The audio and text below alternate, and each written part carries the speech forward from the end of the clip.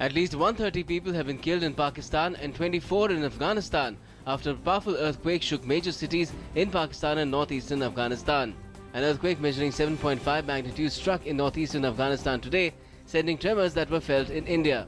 In Peshawar, emergency has been declared in all major hospitals.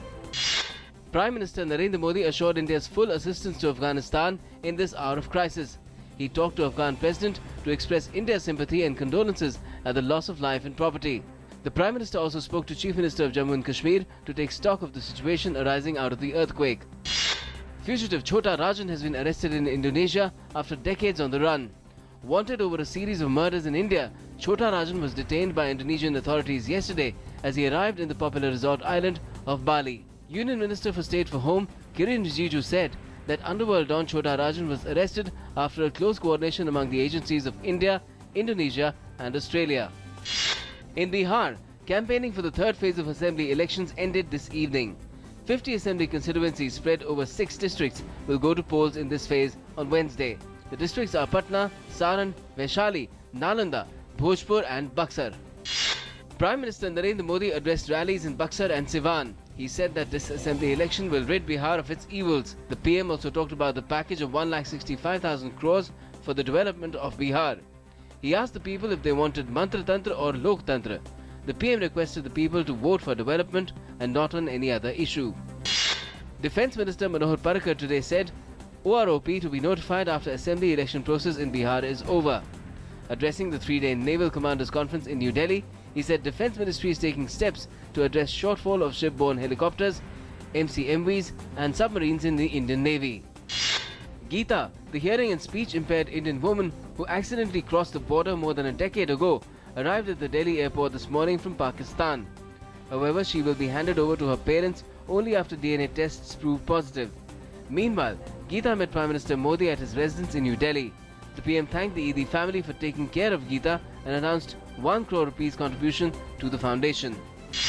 The third India-Africa Forum Summit begins in New Delhi. Leaders of 54 African countries are attending the summit. The 4-day summit will address key challenges faced by Africa, which includes food, health and environmental security. Terming the event historic, Prime Minister Narendra Modi said that it's for the first time that an event of such a big scale is being held on Indian soil. Information and Broadcasting Minister Arun Jaitley today said that the age of bans on media is over.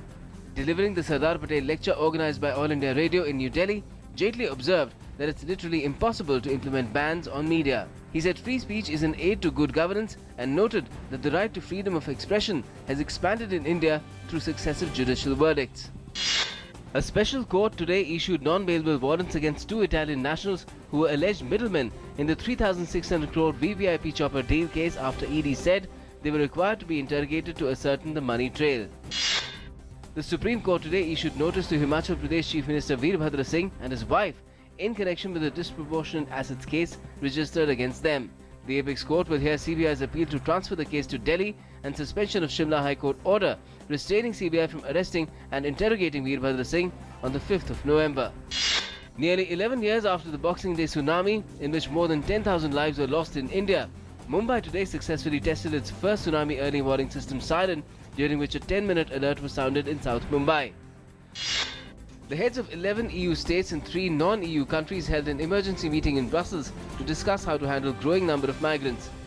European leaders agreed to create another 1 lakh spaces in refugee welcome centres. Under the deal, Greece will open reception centres with enough room for 30,000 migrants by the end of the year. The UN's refugee body, the UNHCR, will provide another 20,000 spaces in the same time.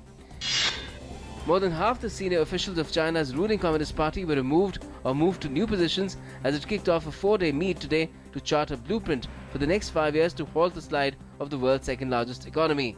The meeting is happening for the first time since 62-year-old Xi Jinping took over as president in March 2013. India have held on to their second spot in the team list in the latest ICC ODI cricket rankings issued today, despite the series loss to South Africa in the just concluded ODI series. The Proteas retained their third position in the rankings following the 3-2 series victory, which concluded with a mammoth 214-run victory in Mumbai yesterday.